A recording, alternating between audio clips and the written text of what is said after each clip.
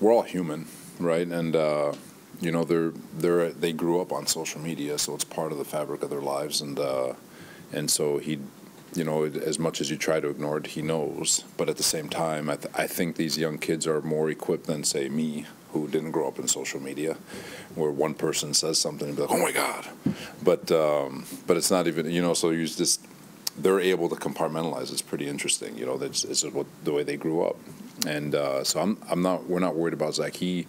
These kids more and more understand process. They understand what it takes. They know how to block out noise. They know how to stay focused. Is there a human element in that he wants to prove to the world that he's a good football player? Absolutely, they all have that, and but with a guy like Zach who comes in and works his tail off day in and day out and is trying to figure things out. I think once he figures out his swing, it's going to be really good. He's going to be really good. They present a huge challenge, you know, having a lot of weapons, you know, and the receiving part of it, having a quarterback that can throw the ball in, do it with his legs, having a great running back, you know, they're going to present a huge challenge. But I feel like we got what it takes, you know, with the guys here to stop it. Playing a quarterback like that, like similar to the quarterback who played as electrifying, like Lamar Jackson in the beginning of the season.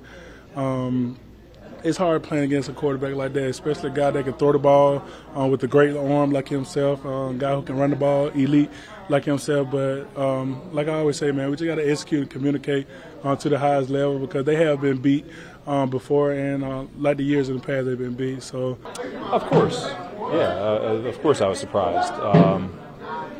But, you know, like I kind of said, decisions like this are made every day in the locker room about other positions.